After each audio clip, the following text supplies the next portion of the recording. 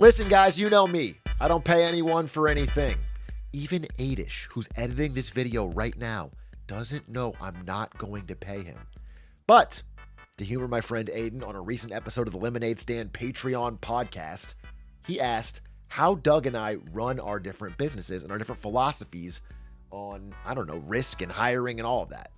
I didn't think it'd be that interesting to someone who's not trying to start a YouTube channel, but we got a lot of really positive feedback on the discussion. So I decided to post it here on Big A as a promo for the Patreon. We're 90% of the way to our goal of 10,000 patrons. If we hit it, we're going to go to China, interview people on the ground, probably get arrested, and you'll never see us again. So it's a win-win. Anyway, check out the segment, see if you like it. Let me know what you think. Thanks for watching. Bye. I have a classic Aiden open-ended question. Aiden open-ended question! Yes. Okay. Okay. You made me think of this question, Atrioc, because I was listening to you talk about your operation of your YouTube channel in comparison to a bunch of people. How you like to keep it lean. Keep it lean. How like even Luka though you Doncic. haven't posted a main video in God knows how long because you're lazy and you don't do any work. It's not how I Which is phrased it. what was said in the video. The Atrioc ship, the Atrioc company keeps on running. Yeah. So the two questions I had for you guys are, how do you guys, because we're all in a similar field, how do you structure your personal businesses for what you make on YouTube, and maybe what direction you think that's going to move in the future? And do you think you're going to be a content creator or this type of guy? How long is that going to last in the future? What is the future actually going to look like? You answered, Doug. That's interesting. I want to hear what you have to say. I don't even know your business that well. I don't even know how many employees you have, and I don't know what. You don't have to say everything, but just like what. No, Say employee socials, and net worth, and then $1 million. That's not my net worth. That's just giving you a little taste. You doing an Aiden quote there? That's exactly what you say every 5 minutes. I'm a millionaire. I'm a millionaire. I regret saying that every day. Dude, I walk around the office where he's working. I'm like, oh, it's the millionaire. One of the worst things I've ever revealed. Been doing it. It's so funny. I'm a millionaire. I'll back you up. I actually say that not because I want to share that, but just so that you can't just uniquely get flack. Okay, let's be clear. Everybody already knew that you two were millionaires. Hold on. I'm not some like egregiously wealthy person. I think maybe there's a misunderstanding about like YouTube money. You've been a gigantic YouTuber for years. I don't make that much money though. Dude, you make tens of millions. Leak. No, I'm just kidding. That's fair. I didn't know. I didn't know for a fact. I knew for a fact he was a millionaire, but I assumed based on the amount of time you've been this YouTuber and the amount of time you've been this big and the fact you also stream, I assumed you were. Yeah, but it's not. I mean, I guess I'll just quickly. You guys probably know this. There's a big difference in scale between different types of YouTubers.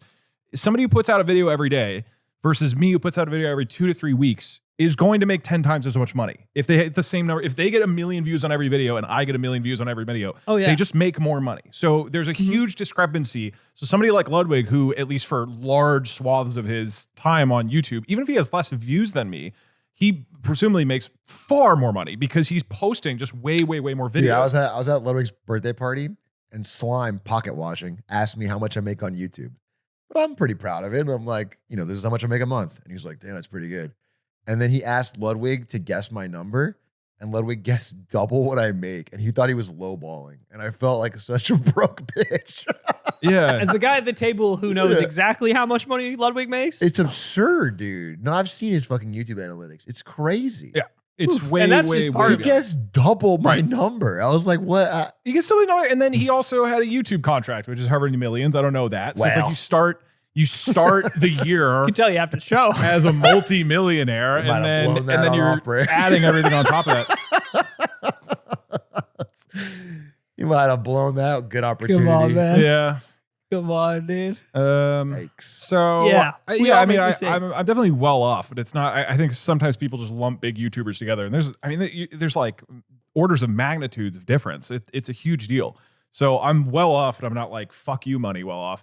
I get exactly what you mean. I do think I know you know this. You've seen enough of these numbers. But one thing I would note for the audience is like having been on, let's say, that side not that long ago, and then come into influencer world, and all this happened within the last like few years. Not just becoming kind of one, but working in the industry. I'm actually surprised. My idea of how much people made on the other side is actually way more than what people actually make. Yeah. Like, dude, a lot of those, like, especially people who are just like Twitch streamers. Yeah. I think Twitch streamers actually make way less than people Hardest think job they in the do. world. All right. I mean, for me, it's interesting because like I make less on Twitch than YouTube because I don't stream that often, because it's the same thing with my YouTube. I don't make as much as a Ludwig or a Markiplier or something because I put a shitload of time and energy into, like, I mean, every stream I do is probably, for every hour of stream is like at least an hour of prep, oftentimes like 5 times that. And so I'm only streaming like 10 hours a week instead of the 40 or 50 or 60 most people do. And then on top of that, I'm only doing a couple videos. I put a lot of time and energy into it. So like I'm just literally making like a 10th of the amount of stuff. And that means a 10th of the amount of money. And still, obviously, I'm then doing well if the videos do very well. But yeah, I have like 10 people working for me. So it's like, Wow. yeah, I mean, so I'm spending like hundreds of thousands of dollars a year. And so that's why when people are like, oh my God, you make $20,000 a month on Twitch, that's a ton, right? But like we're spending a lot of money. Can you break it down for me? What does the 10 break into? Like contractors, employees, what do they do? Like Technically all contractors, but with different things for different reasons. Yeah. So there's like my creative director like helps me oversee the whole thing. We now have one of our editors moved into like a animator, creative director type of role. So too high level. Perry helps me, and that's way more like part-time. Then there's 1, 2, 3, 4 full-time editors. And for some of them, it's not their full thing, but it's at least their main thing. Like I have as much work as they want. And then there's like 3 to 4 other people we work with regularly or bring in for certain projects. So it's like 7 or 8 full-time, basically. what's your output? Like your main channel videos, your stream, what else? And I don't know. Probably main channel, probably average once every 2 to 3 weeks, maybe 3. And then the second channel, we're trying to get more, but that's also every like 3 4 weeks. channels though, right? And they're all pretty. I mean, kind of. There's 2 channels that actually put out edited YouTube videos. I guess there's the Clips channel as well, but Clips channel doesn't make money. And then or it is not profitable. And then the main and second channel are profitable, but usually it's on the back end. Like if I put out here's another conception. Like if I put out a video, it often only makes a couple $1,000. So like, I mean, I'll just give it an exact number. Like what has often been the average for several years is 1 million views will get like $5,000 in ads. That sounds like a lot, but for 1 million views is really not that much. And I easily spend that much on creating the thing. wait, for 1 million views on a main channel YouTube video, you get $5,000 on AdSense? Mhm. It varies. Sometimes it's less. Sometimes it's more. So it depends on how long the video is, because that's how many ads you can put in. Yeah. It depends on the type of video. If now Minecraft's bad, but for a long time, Minecraft would make way more money than what I would make as a Skyrim video, or what I was perceived to be, which is more adult rather than like. So you have a CPM on YouTube, which is how much you make per ad. I have friends who like for a long time had like 5 to 6 times the amount. Then it's the amount of ads you put in. We put in like an ad every like 6 minutes, I think. I've been told to put an ad every 30 seconds. That's been the meta. Yeah, YouTube will call you and tell you to do that. Literally, yes. Yeah, I've been told I it's a know that mistake too. that we don't have enough ads on. So like even with, I know people get annoyed at my ads. They are literally a 12th of what I'm told to do. So all these things like drive it, right? And so it ends up that each video rarely makes me money, but it's just the backlog as a whole makes me money. I think that's why he's more stressed than me though. Your channels, all your channels are way bigger. Your videos are better production. Yeah. But that's a team. That team would scare the shit out of me. Yeah, no, it's a little scary. Yeah. That team scares me. VODs don't make that much money. VODs are like a couple thousand a month. So that's great. That is an extra bonus, but that's not like, again, that's not just like fuck you money that comes out of nowhere. That's like pays rent for things and pays a couple people. But Yeah, I mean, you have a pretty big payroll going on there. Yeah. So with all of that in mind, like where you're at right now, do you imagine maintaining this for another like 5, 10? No. You know, what does that part of it look like? I don't know. I feel differently every year, so I don't want to, say anything too much. For the last couple years, it has felt like I've got another year or 2 left in me. And then I do stuff to make it easier, and we delegate more, and we change the team. And then I'm like, actually, this feels more sustainable. So it's always like changing, but it always feels like a year or 2 out. That's kind of how I feel right now, like a year or 2 out. And maybe that will continue for another 20 years. I don't know. We have a similar outlook. In that regard. Yeah, the way my brain works is that I'm an all or nothing type of person. It's hard for me to do anything without putting like all of my creative energy into it. So it is very difficult for me to do a thing like YouTube and Twitch without being like, I really want to make something fucking awesome this next 2 weeks. So I'm always adding that level of like pressure on myself. And that is what is difficult to maintain. So there's a world where I like do actually turn into a streamer who just shows up and plays Uma Musume, you know, or whatever. And in that case, like that would be easier for me to do, but I'm also not interested in that. So I would rather stop content creation and pour my energy into something else, rather than like keep doing it at a really, you know, low level. Is my current feeling that will probably change. Asterisk, asterisk. Also, this feels I'm not referring to this project, by the way. This feels kind of separate. I'm specifically referring to the Doug YouTube Twitch brand. Right. That's interesting. I don't know. What about you? It always changes. It changes all the time. You know, nobody should take what I just said with some sort of like, you know. I mean, I think you saw the clip. My main thing is that I just got a super lean operation because that type of stuff scares me a little bit. All my employees are percentage based now. I've got it entirely. So I don't have any fixed salaries. If I don't, I mean, I want them to have. That scares money. me so much more. Really? Oh, I do the opposite where I'm like, I want you to be paid well at a minimum. And then I started doing percentage on YouTube videos, but I'm like very clear that needs to be an add-on so that you don't feel like you're fucked if the video performs well, or if I give you a video that isn't very good, because more often it's on me, right? So if I'm not living up to my standard, or I give this guy a shitty Peggle video and this girl a sick ass Skyrim stream that I know is going to bang, like that sucks, right? Well, I mean, I don't you're more consistent, into so the it's different. nitty-gritty is that like I play a flat fee on top of that for a video. Okay, well, but if I don't have a video, it's like if the video sucks, they're still going to get paid. Yeah. But if there's no videos, then they wouldn't get paid. Okay. But I never feel like at the end of the month that there's some looming big payroll payment that if I don't earn this much, I'm screwed. Yeah. I don't have that ever. If I have a bad month, we all have a bad month. If I have a good month, we all have a good month. But I never feel like I'm racing against the clock to hit a payroll payment. And that does scare me because sometimes I just feel like I don't have an idea, or I don't know. I like that. And I just and I save almost, I mean, it was kind of lucky because of the NVIDIA stuff, but almost everything I've ever made from YouTube, I'm just saving because I don't think it'll last. In my mind, it's lasted longer than I ever thought because I'm an old fuck on Twitch. Everyone is young. I mean, we're making it work. And obviously Northernlion's older than both of us and doing great, so it's not impossible. But I've always thought of Twitch as a young man's game. And I'm like, eventually someone's gonna be like, why the fuck am I watching a guy 30, I'm almost 35 pretty soon. So how many total contractors do you have working like for just I probably have a Aatrox lot, stuff? but everything is based on the video. Like if I have any researchers from Marketing Monday, they get 10 to 15% of the video. Editor gets 30% or whatever. It's like, it's all the video. I make sure to keep like roughly 40 to 60 for myself, and everything else I just give out to people who have worked on it. Usually I keep up 40, and then I give out 60 to thumbnail guy, editor, researcher, and then all goes to them. And then we all just eat off it, but it's fine. If there's no video, nobody gets paid. It stresses me out way more than what. That's so funny. To be clear, my setup is also high stress, as Perry can attest over the years.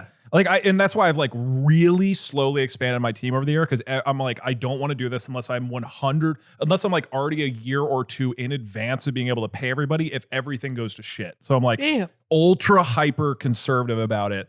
So that way, like I'm always at a point where I'm like, well, I have more than enough for this year. Like, it's fucking stressful. This job is, at least compared to every other job I've had, is extremely stressful. I mean, I think that people depending on your creative output every week is freaky.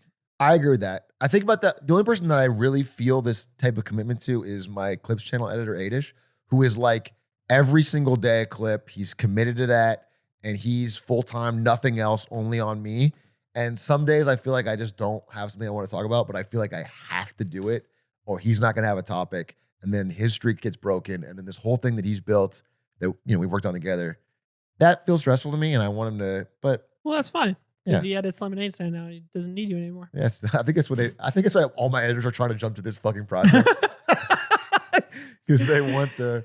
What about, okay, so what the about stability the future? that Doug and Aiden provide, the warm embrace of us good employers. Mm-hmm. The last question I had for you guys before. Wait, I want to say something about this concept of lean business and different stuff, because it's a news story that I think it's worth discussing. Yeah. It's a little bit of drama, but I think it's interesting. You guys see the V Shoujo stuff? Yeah. Anything about that? Yeah. So I have a kind of a unique insight because I was pretty close with that CEO. I'm just going to say Gunrun. Yeah. I knew him a lot because he was one of the earliest Twitch guys. He was like day one, employee number 2. He was very looked up to around there. And my experience in life, he's been nothing but a nice guy. So I want to go over it because it reminded me so much of Off-Brand, to be honest, in a way, where Same. if you guys don't know, it's like a VTuber agency. And they were one of the first in the West on the VTuber train. Like they saw the potential there. And I think this guy, Gunrun, Justin, was very passionate about it, authentically passionate about it, saw the potential, went to Japan a lot, and built this business. And I just think he was really good at spotting that, really good at finding the talent, and not good at the Aiden side, the operations and business side. And that led to him running a not lean business, a business that had huge overhead. I mean, someone leaked a deck that I saw. They were losing like $2.5 million on salary, way over what they were bringing on revenue consistently.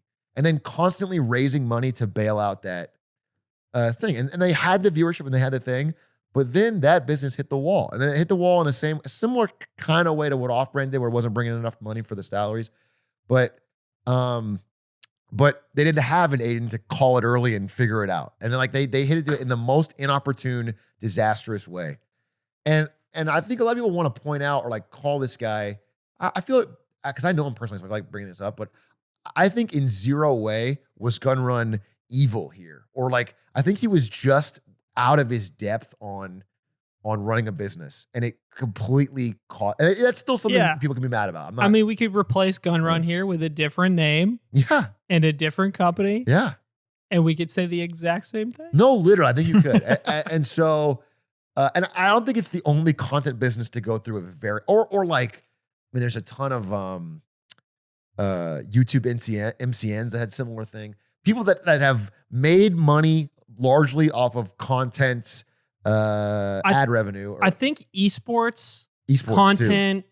All of these things have a very similar theme. And it's a hard lesson to learn when you're young and new to the industry, because most of the senior people above you in these industries, while they were growing, were also young and new to business. Yeah. And what I have realized, is that the people who can like talk and sell themselves and are charismatic and come off as experienced are not actually the people who are good at doing actual work. Yeah. They are the people that project like confidence, and you have an idea of them being good at what they do. But when push comes to shove and when you actually have to do the books and the micromanagement and the HR bullshit and pay taxes, it's people are really bad at that part. And I think this story has been told time. I feel the exact same way that you do. Yeah. I don't think this guy is evil. I think what ends up happening is you're in a scenario where you've bitten off more than you can chew. You're bringing in a ton of money, but you've also brought on a ton of expenses. You don't know how to actually manage a company because it's a very like vague and nebulous skill. I say that as somebody who went to business school. Didn't fucking teach me anything, dude. Yeah. Nothing. Yeah. I learned most of my business skills through like making my own company in college. And like I just had to slowly learn how to do stuff. You just learn by doing, yeah. And I think what eventually happens is this person who's like underwater, the shit just hits the fan. Like for a while, everything functions well enough where like there's enough money coming in to like subsidize the expenses. What happened with Ludwig is like his YouTube contract money kept everything afloat for a really long time. But eventually the money started to run out. And then eventually someone who knows what they're doing actually looks at the books. And then eventually that company realizes, oh, what we've been doing the whole time doesn't actually work. Yeah. And I think I just say it's negligence. It's like gross negligence where you never had the knowledge to begin with to do the job correctly. There's a very big difference between this and like fraud or embezzlement, I would say. At least the way that I look at it. And it's tough because the other side of it, so there's people that are like hard-nosed, really business-minded managers. Like let's say you got an Amazon exec to come run your esports team. But the problem is those people don't know the industry at all. They don't know they don't know VTubing, so they couldn't have run this business. So like when FaZe got that outsider CEO, the finance guy, like there is this problem where it's either somebody who knows their shit but is completely out of touch with what makes the business successful, or somebody who's really authentic but has absolutely no fucking idea how to manage the finances. I agree with you. You need a balance. I agree with you like 95%. But the thing that I feel like I have learned is that so often that business guy from the outside industry is also a fucking jerk off who doesn't know how to do it. Right. Like that guy did the same exact thing in maybe his more established industry where it's a little harder to kind of get away with it. Like that person is more likely to have the actual business acumen and experience. Yeah. But what I've noticed is a lot of the time is the people who get hired into high positions do not actually know how to do like the boots on the ground work. And oftentimes being from a big successful corporation is a red flag. Doesn't mean shit. Not only doesn't mean shit, like often means you don't actually have the chops to run a real difficult business. Like you're in a kind of like safe corporate bubble where you just get to do these little things and it doesn't there's no real performance, like accountability. It doesn't, like here's this little team you manage in Microsoft. That doesn't mean you understand the nuances of how to like adjust a startup.